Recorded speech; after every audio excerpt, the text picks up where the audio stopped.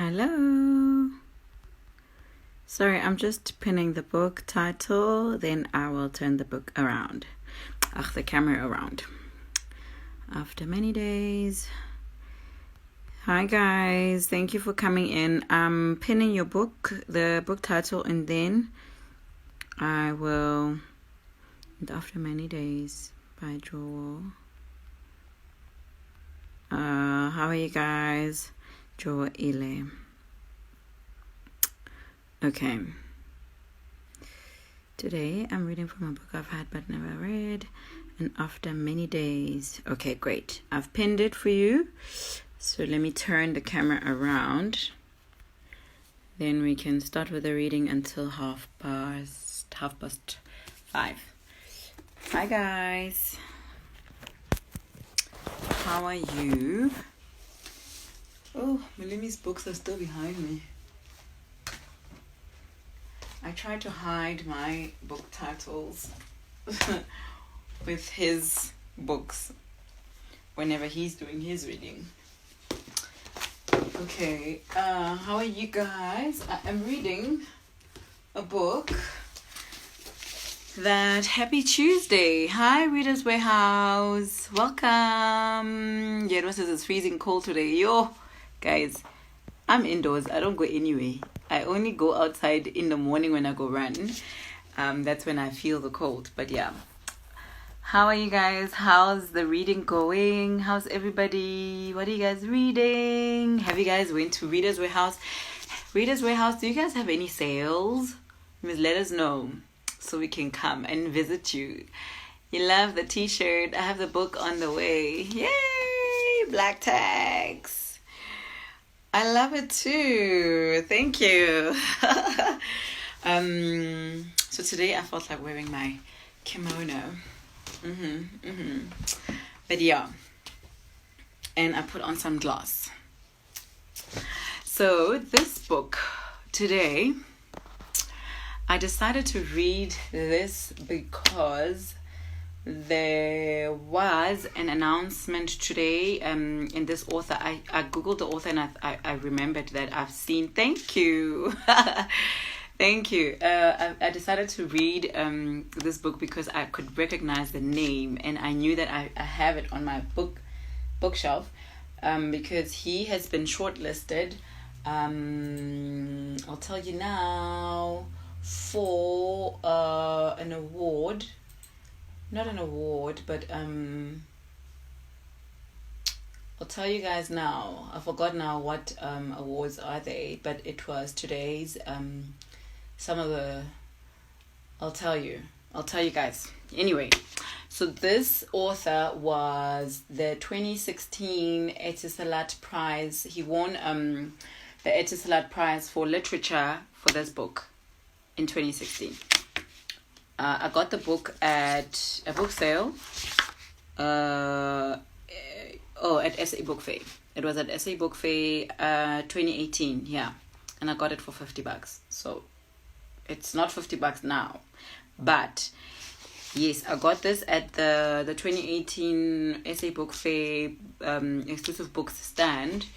And I think it was on a Sunday because of the prize. I think they were $50. Hi Jane. Hi everybody. Thanks for joining. Can I just read and this is a hardcover, by the way, and it was a good buy for $50. I mean, yes. I haven't read it yet. But my copy seems to be, I don't know, it feels like it's pretty, I don't know if you can see, but it's, yeah, I don't know. It looks funny. Anyway, you guys remember my story, my issue with hardcovers. But anyway, yeah, I do have hardcovers, even though I don't appreciate them much. I should though. I feel like deja vu because I just paged through the back, and this is the author. Good, yeah. That's him. I'm getting deja vu. Oh, I think I paged through this book when I was showing you guys a collection of my hardcover books. and then I paged at the back. So that's why I'm getting deja vu. So I'm going to read the story, what it's about. And there's like some very prominent shout outs at the back. But yeah, let me read what the book is about, and then we'll start reading until past, because we're all going to the Cheeky Natives after this, right? Hi, Kataho. Okay, during the rainy season of 1995 in Port Harcourt, Nigeria, 17-year-old Paul Utu leaves home to visit a friend, never to return. His disappearance shatters his once loving and orderly family. Aji, the youngest sibling, is burdened with the guilt of having seen Paul last. He and his parents search for answers in a country riven by police brutality, power shortages, and student protests. In a tale that moves back and forth through time, Aji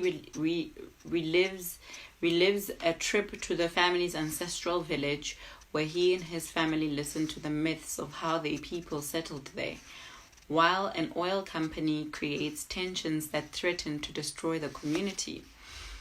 In the stunning debut novel, Jowhor Ile weaves together personal and political loss until the two become indistinguishable. And After Many Days is a masterful story of childhood and a searing portrait of a community as the old order gives way to the new. I think this hi, hello Katleho, hello Michaela, yeah, Michaela. Thank you, thanks.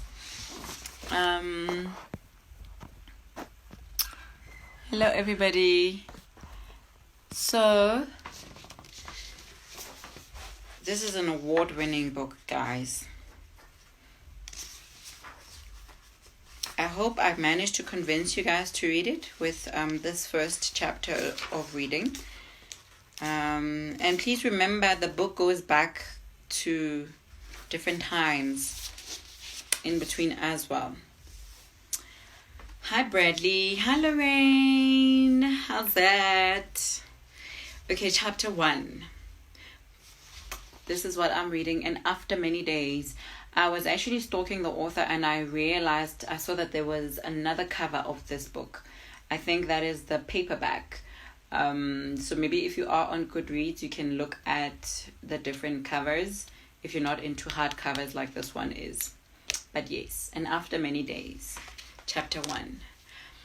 Paul turned away from the window and said he needed to go out at once to the next compound to see his friend. It was a Monday afternoon in the rainy season of 1995. Outside, the morning shower had stopped and the sun was gathering strength, but water still clung to the grass on the lawn.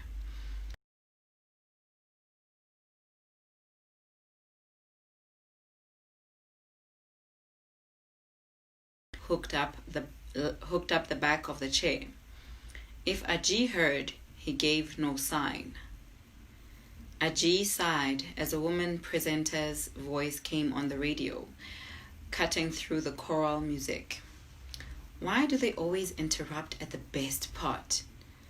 Paul floundered by the door as though he had changed his mind. Then he bent to buckle his handles, slung on his backpack, left the house, and did not return. At least that is one way to begin to tell the story. Things happen in clusters. They would remember it as the year the Mile 3 ultra-modern market burned down in the middle of the night. The year the trade fair came to town and the Port Harcourt City Council, in preparation for the major event, commissioned long, brightly painted buses that ran for cheap all the way from Obigbo to Borogiri, a full hour's journey for a mere 2 naira.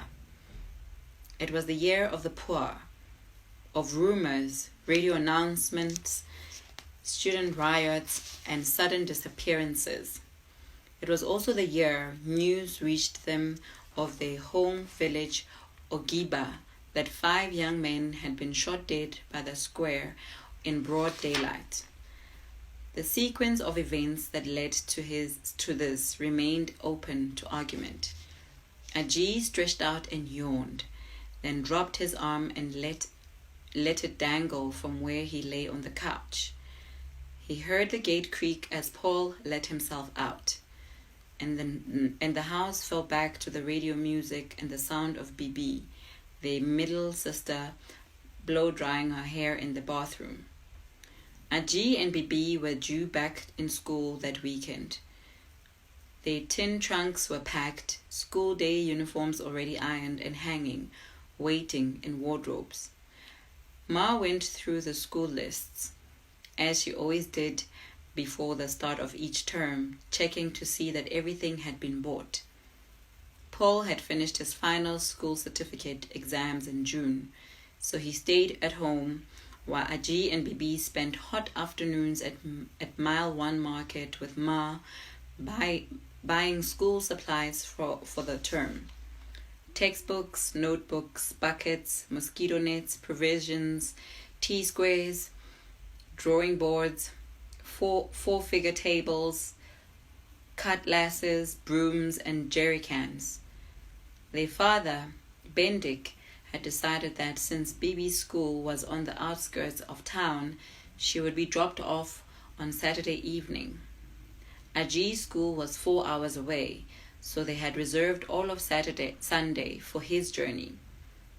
The blue Peugeot 504 station wagon was sent to the mechanic for servicing. For a whole afternoon, the driver, Marcus, sat under the guava tree and read a paper and fanned himself, and when the cloud changed face, he carried his seat into the gatehouse, where Ismaila had a little pot set on the stove. The pot boiled and the lid clattered against the rim, letting go of a fold of steam that escaped through the windows into the trees outside, and the sharp scent of dadawa sauce reached toward the main house. The day before, Bendik had called Ajee and Bibi into his study as he prepared letters to their guardians. Bibi's guardian was an agile, muscular woman whom Ajee had seen once during a visit to Bibi's school. He had assumed from the woman's air of personal authority and wide, relentless hips that she was the school's matron. Bibi later told him she was a mere agriculture teacher and nothing more. Ajee's guardian, Mr. Onabanjo, school bazaar, head of accounts, was far too busy, thankfully, to nose about, as some guardians did their wards. Bendik's pen scratched noisily across the smooth, lineless paper, curved generous loops, downward slants, and furious dots at the end of sentences. For a moment, Ajee imagined himself one of his father's clients as he stood by the large teak table, taking in the heavy green of the damask curtain, the black buff leather chair, the scattering of papers held down by paper holders, and imposingly behind Bendik, the hard shelves with rows of thick volumes. Their father often brought his work home, but he rarely discussed the cases. Ajee imagined how Bendik would speak to his clients, courteously, with a measured tone and lawyerly understanding. Bendik's pen finally stopped moving. He handed them the letters and leaned back in his chair as they proofread. He often told them it was foolish and dangerous to carry a letter without knowing its content. You might be carrying a document instructing that you be sold, and you wouldn't know it. Won't read and can't read land you at the same place. Bibi always laughed about this when their father wasn't there. She would yelp like someone from the TV. "How ridiculous," she would say, shaking her head. "Who buys people anyway? Who hands someone a letter saying that the mail carrier should be sold?"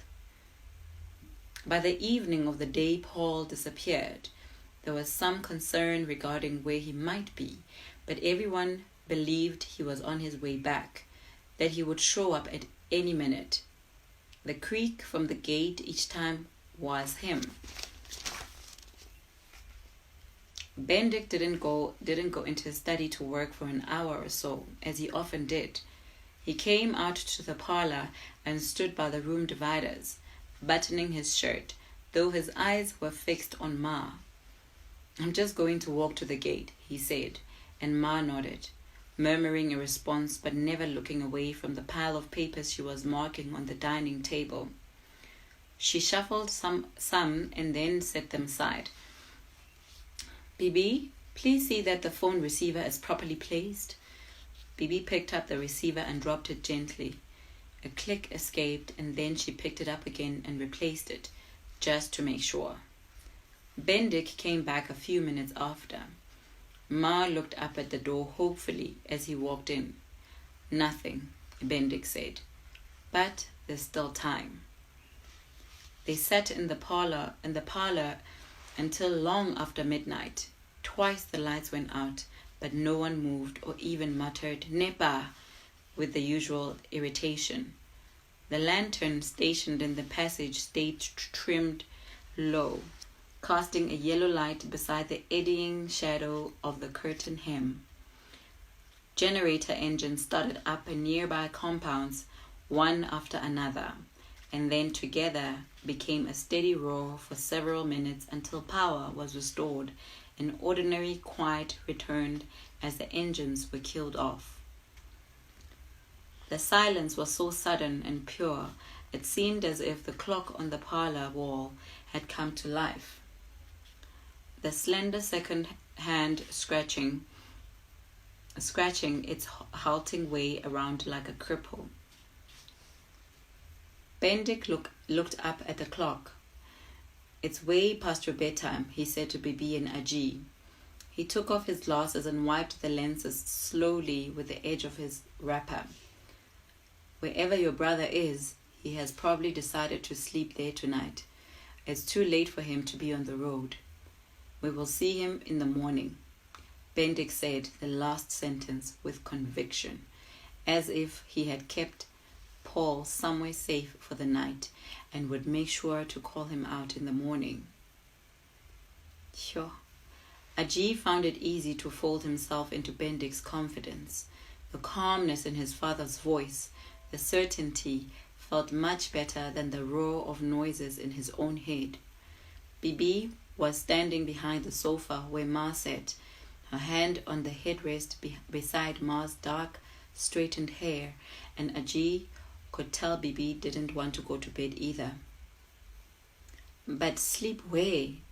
Ma's voice rose sharply.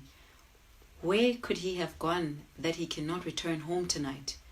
I don't understand the meaning of this nonsense." Bendik put his glasses back on. Ma looked at her wristwatch and then up at the clock on the parlor wall. "Paul knows how dangerous the roads can be at night. He knows," she muttered. Aji and Bibi shuffled off to their rooms, leaving their parents in the parlor. Aji climbed into bed but was unable to sleep. He saw for the first time how high the bedroom ceiling was and how long the curtains were, nearly grazing the floor beside Paul's bed. In the morning, Paul will be home, he thought, as his eyes scanned the half-lit space between his bed and Paul's. The fluorescent light was on in the parlor. He didn't hear his parents speaking, but for a long time kept his eyes on the white light that fell through the gap underneath his door, straining his ears, willing his parents to say something he could hear, or at least get up, turn off the light and go to their room. When he woke up in the morning, Aji looked around the room, his gaze sweeping the corners. He got up and checked the foot of Paul's bed to see if his sandals or backpack had returned to their usual place, but there was nothing. Bendik was getting ready to go to the police station when Aji came out of his room.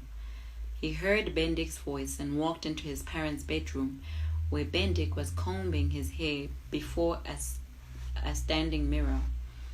His long-sleeved white shirt was tucked into his white underpants, sticking out above his hefty thighs. His black pinstriped suit was laid out on the bed. Mbani O, Aji greeted him. Good morning. Bendik held the comb away from his head as he responded. How was your sleep? He asked, and waited for Aji to speak before he added, I'm going to make a report at the police station. He picked up his trousers from the bed. Mere formality. He put his legs into the trousers quickly and then reached for his shoes. Maybe Paul will be home before I even get to the station. He told Aji that Ma had driven to work to drop off keys and that she would return home as soon as she could. Once Paul returns, Bendik instructed Aji, peering at his son's reflection in the mirror, ring my office immediately. Tell Bibi this too. And if I'm not there, leave a message with my secretary. You hear me? Ma came in from work just before lunchtime. She stopped by the gate as she drove in and wound down the car window to speak to Ismaila. Aji and Bibi stood from where they sat on the veranda steps and walked toward the driveway. Aji knew she was asking Ismaila if Paul had returned. When she got into the house, she dropped her bag beside her on the sofa and slipped off her shoes. Your brother has not returned, she said. Aji shook his head. Bibi said no. Ma gave a light shrug and turned her lips downward, the way people do when they don't know what to make of something. They sensed something had gone wrong, but it was new, whatever it was, so no one knew how to hold it properly. Not Paul, everyone thought. It was not like Paul to get into trouble or give anyone reason to worry. He was the least scolded of the children, the most commended by teachers. Even Bibi, with her excellent grades, had been scolded once or twice by her teachers.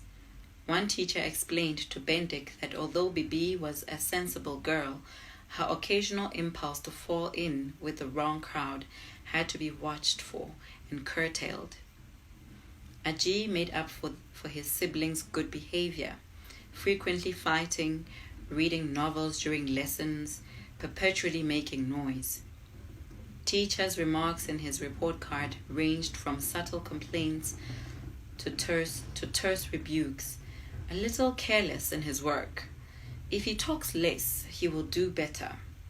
Lack of respect for school property and property of others. Rude. Paul, on the other hand, was always the exemplary firstborn. The letters from school to his parents were usually consent to let him travel to another state as part of the school debate team or for some intercollegiate sporting event. In JS3, he was appointed the school bell ringer, a position generally viewed as grooming for a future head boy position. Bendik stopped by the police station again on his way from work. Ma followed him into his room when he got home. Aji couldn't hear more than a murmur from what he was saying to Ma. Aji and Bibi hovered about the corridor, but in no time the door handle rattled and Bendik came out of the bedroom. He went over to the dining table where his food was laid out and washed his hands. He molded the iba in his palm, but instead of dipping it in the soup, he rested his hand on the table, then returned the iba to the plate. Bibi, he said, and Bibi got up from where she had just gone to sit on the arm of a chair. Take the food back. Cover it. I will eat later.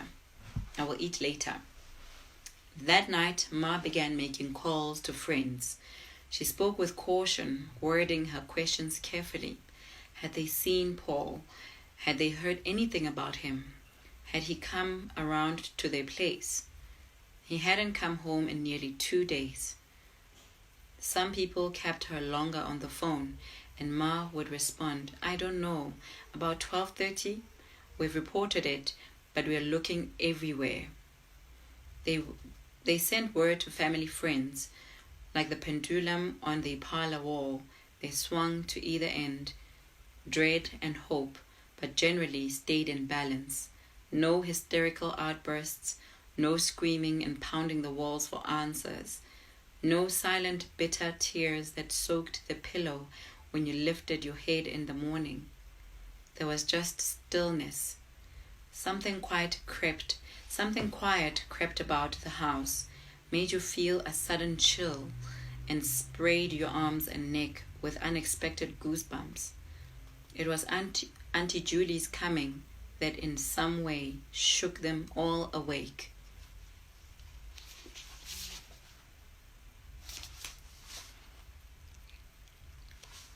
So Paul has gone missing, and now everybody is just like, what's going on? I think I like the writing. I like that he actually got to the point in the first 2-3 pages that this person has gone missing, because this is about the missing person, and that's it.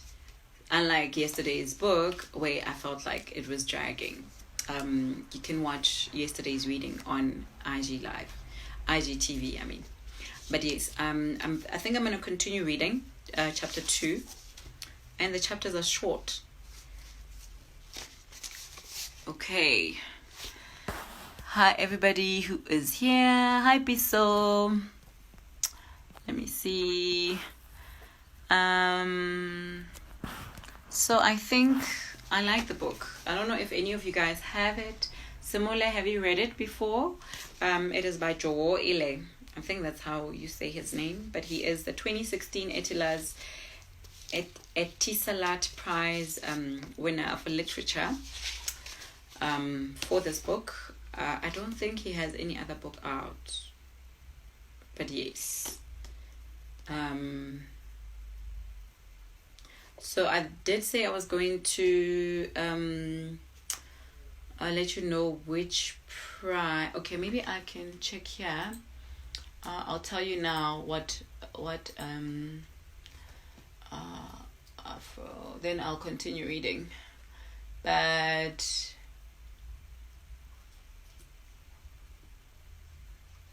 today there was an announcement.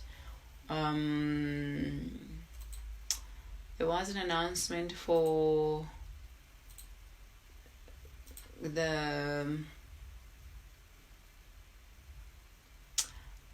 Caine Prize for African writing, and Jowhor is also. Samuela says she hasn't read it. Okay, so the 2020 Caine Prize for African Writing shortlist was announced. And I've read from his book, The Eternal Audience of One, Remy. Remy is also nominated for his short story, which featured in the Johannesburg Review of Books. And Jowhor is also nominated for, let me see what the title of the story is. But yeah, that's what sparked me reading this book today. Jowhor Ile's Fisherman Stew, which was published in the Sewanee Review. So that is the reason why I read this book today. But I'm going to continue with chapter 2. I don't know if you guys still want me to read. I can stop the live and then you can go and read about this book and the nomination on the Johannesburg Review of Books 2020 Caine Prize shortlist. So I don't know. I know the two authors. I don't know Chikodili Emelumadu, who's Nigerian and based in UK, I think. For the short story, What to Do When Your Child Brings Home a Mami Wata, which is a 2018 book or story. Please read about the book section again. Oh, okay. So let me read the about, and then because some of the people came in later, I'm going to read the about and then I'll continue reading chapter 2. During the rainy season of 1995 in Port Harcourt, Nigeria, 17-year-old Paul Utu leaves home to visit a friend, never to return. His disappearance shatters his once loving and orderly family. Aji, the youngest sibling, is burdened with the guilt of having seen Paul last. He and his parents search for answers in a country riven by police brutality, power shortages, and student protests. In a tale that moves back and forth through time, Aji relives a trip to the family's ancestral village, where he and his family listen to the myths of how their people settled there, while an oil company creates tensions that threaten to destroy the community. In his stunning debut novel, Jowhor Ile weaves together personal and political loss until the two become indistinguishable. And After Many Days is a masterful story of childhood and a searing portrait of a community as the old order gives way to the new. So it says here that Aji, the youngest sibling, is burdened with the guilt of having seen Paul last. But if you did start reading with me at the beginning, Aji didn't even look at his brother when he left. He didn't even see him walk out. He just heard him open the gate and go. And that was it, So I guess he's also feeling guilty because he didn't even see him, basically. But yeah, so this is about a boy who's 17 years and he's the oldest, and he doesn't return since he said he's gonna visit a friend and he doesn't come back. So yeah, I'm gonna read chapter 2 until quarter 2, and then I'll wrap it up. Chapter 2. If you'd ever lived in Port Harcourt, you would know what a wet, tiring month September could be. June and July are heavy rain months.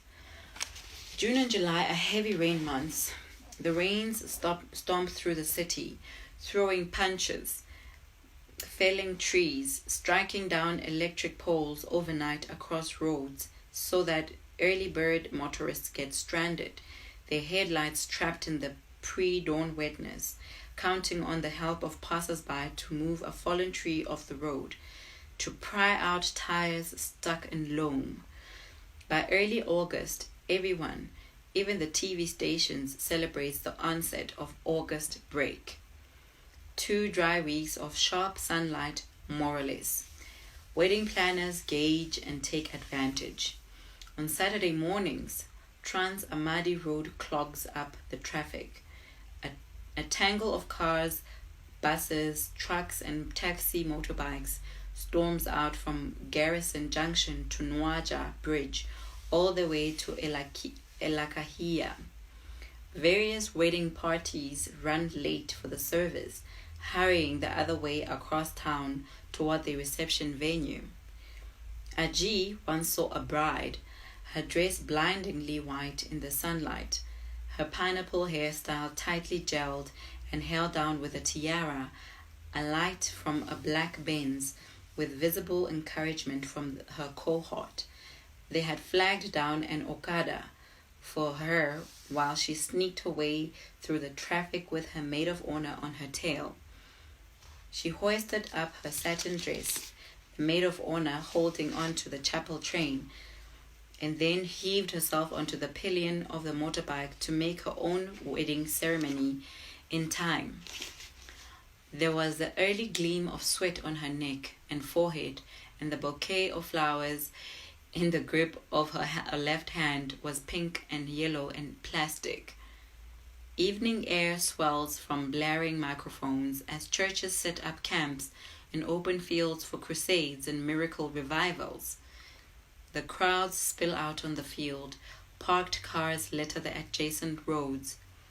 The congregation amasses before a makeshift stage with a wooden lectern mounted at the center, banners tied up and billowing behind it and all around. Voices rise in praise and worship. Clap hand choruses with keyboard accompaniment suffuse the cool evening air. The heavy rains return soon after, but only briefly. By September, they mellow. The skies open and drop water all day, drizzle this time, but the streets get flooded. Drainages overflow.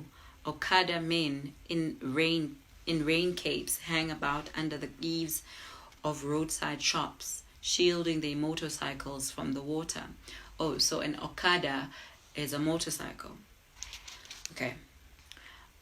Okada men in rain capes hang about under the eaves of roadside shops, shielding their motorcycles from the water, ignoring prospective passengers.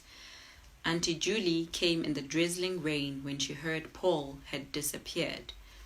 She banged on the gate, and when Ismaila let her in, she walked right past, her slippers in her hand, her wrapper dripping water all over the floor of the veranda as she made her way into the house. She wasn't the first person to visit after hearing about Paul. Mr. Pepple, an integrated science teacher from Ma's school, was the first. He was a quiet-looking man with veins running sideways on his face from forehead to temple. He lived somewhere near Ordinance, not too far from the house, and Ma occasionally gave him lifts to Garrison Junction after work. He placed his sandals neatly beside the doormat, and Ma protested. Please come inside with your shoes, I beg you. Mr. Pepple still left his sandals by the door, came inside and took a seat. Worry knotted his brows and thickened the veins that ran from his temples into his receding hair. He must have heard everything there was to be heard from Ma, but he found it necessary to ask. Any news? No, Ma said. We are still waiting. The police required 48 hours before they could declare Paul a missing person. God forbid, he spat out. He looked like the sort of man for whom all strong emotions came out looking like anger. Ajee couldn't tell if he was angry that Paul was missing or angry with Paul for going missing, or whether he was angry at all. Whichever way, it was clear his sympathy was with Ma. He can't be missing, Mr. Pepple said with conviction, relaxing his shoulders. That's not your portion, my sister.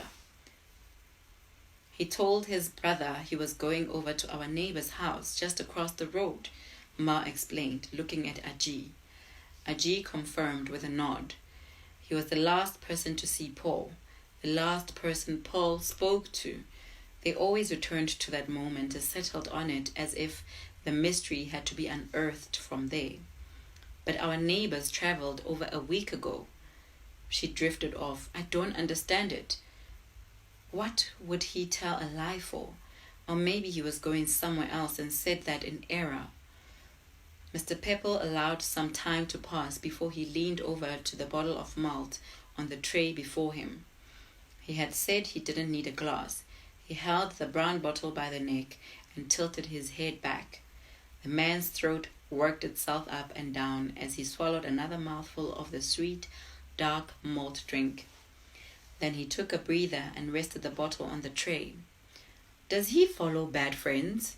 Mr. Pepple asked. No, Ma replied. Paul is not like that.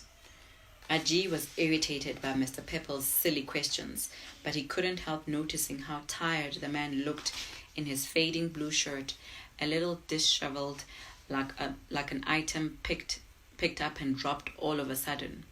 How are the roads? Ma asked. Over the last few days, there had been student demonstrations that had gradually escalated. Apart from the roadblocks set up by the students, police vans were burned, students shot dead. No one was sure exactly what had happened. No problem at all, Mr. Pepple answered. I think the police have calmed things down a bit. Nothing happened in the house? He asked. By which he meant, had there been a quarrel that night that might have led to Paul disappearing? Ma said no again, her hands face up on her lap. There were those stories of children who fell out with their parents or stole things from home and ran off with friends for a week or two. Like the prodigal son, they always returned, disgraced, in a bad state, and begging for mercy. Did Paul carry anything, a bag or something? Who saw him when he was leaving?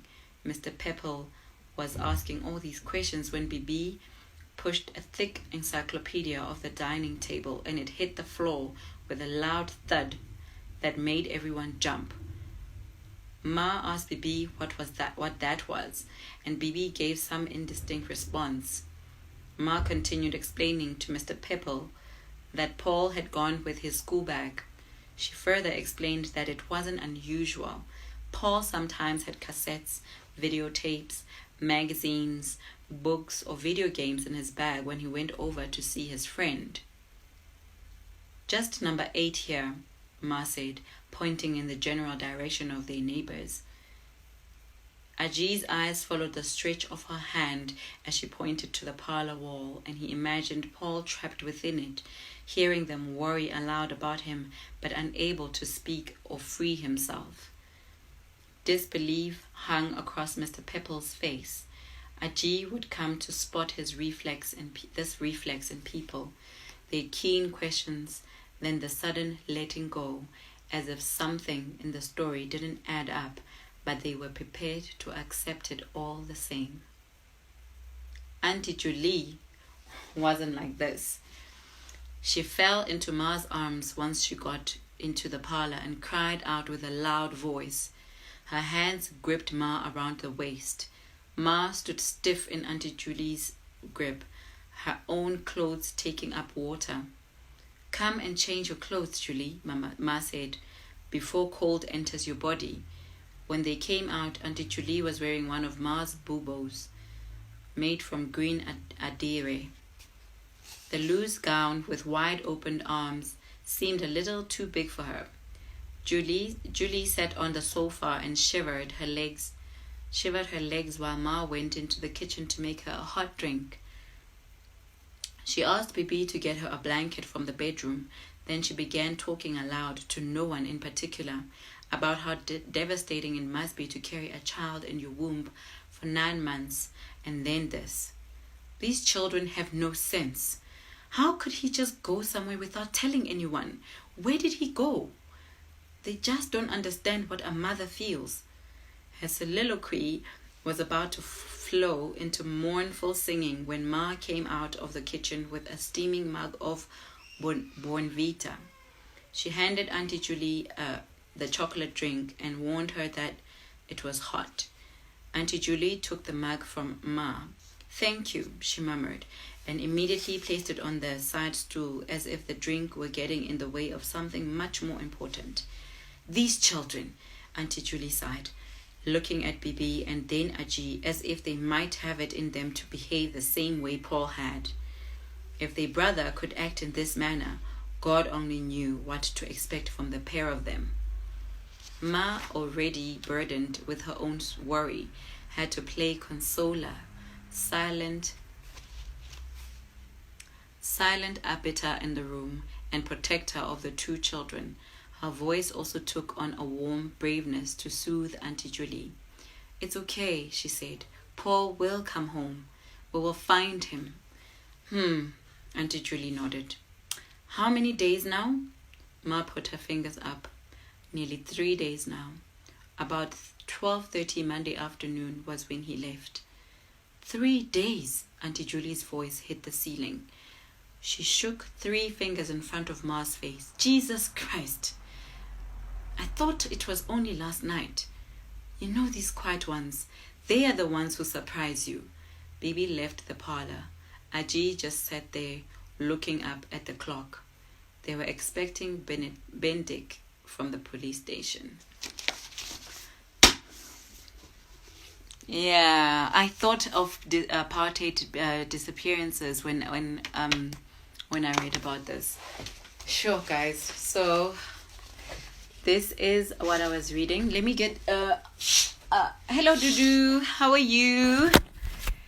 Hi. So this is the book that I was reading by Jowhor Ile. Jowhor Ile was nominated today. The announcement was done today for the 2020 Caine Prize shortlist for his story Fisherman Stew. So I thought I could read his book. I haven't read it yet. I bought it at SA Book Fair at the exclusive books stand. and at the time it was $50, 2018. So yes, that is the story of And After Many Days. So there are student protests going on, there's police brutality, and this disappearance. So if you want to read more about where Paul goes to, if he does ever appear in the story, because he only has one scene where he is in the house and he's leaving to go to a friend who we've now in chapter 2 discovered that they were gone for a week, and he said he was going to their house. So yeah, if you want to know more, you can get the book And After Many Days. It could be on sale, you never know. Or you might find it at a secondhand bookstore. I've been very lucky to find some of these books at secondhand bookstores in great condition. I actually wanted to show you one other book that I got at the secondhand bookstore, which is still brand new. A New Earth by Eckhart Tolle. I don't know how to say that surname, but anyway, I haven't read it yet as well, but it was actually part of the fall pile.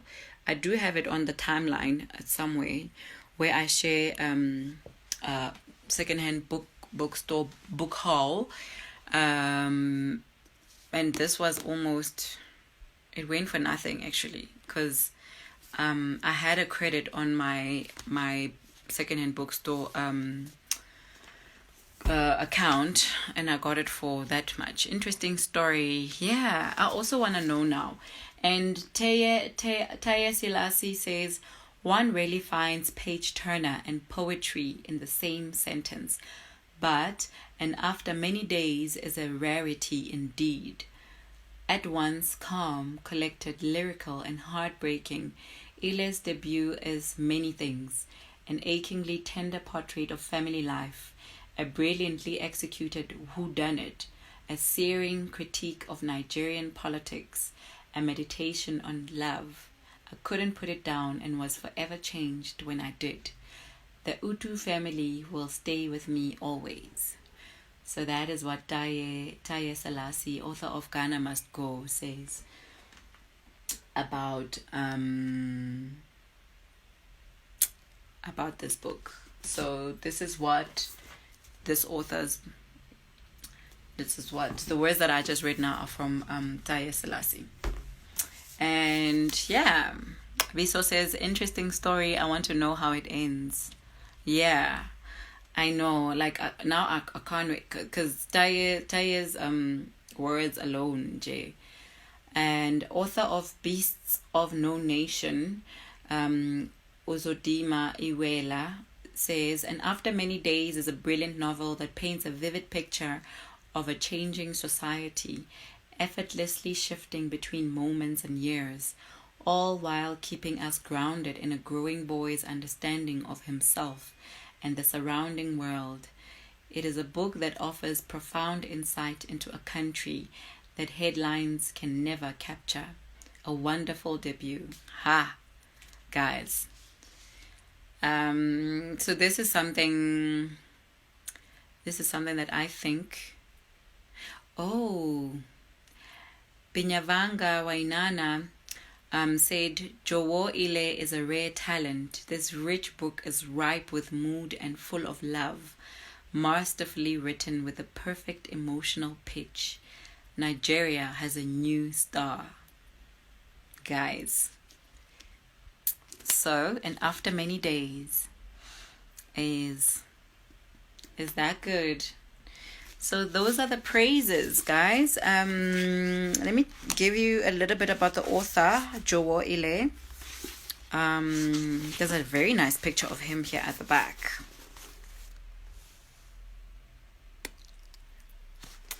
Yeah. Jowhor Ile was born in 1980 and raised in Nigeria, where he currently lives. His fiction has appeared in McSweeney's Quarterly and Literal magazine, and the Sewanee Review 2019 for Fisherman Stew, which is part of which is the one that is nominated, or that is shortlisted for the 2020 Caine Prize for African Writing. Yeah. So get this book, guys, and it's a hardcover. It's pretty nice. I don't know how much is it on online, but you can check it out. The title is there. So yeah. See you guys on the other side of this, which is the Cheeky Natives live. Now at 6, and I'll see you guys tomorrow. I was actually feeling my outfit today with my nice, huh? I'm gonna post the picture, and I'm gonna post this live on IGTV now for those who missed it, and then I will also post a picture of this book cover on the stories, and then it will be saved in the highlights under live book readings. But yes, thank you guys for joining me. See you guys tomorrow at 5. Bye. Okay.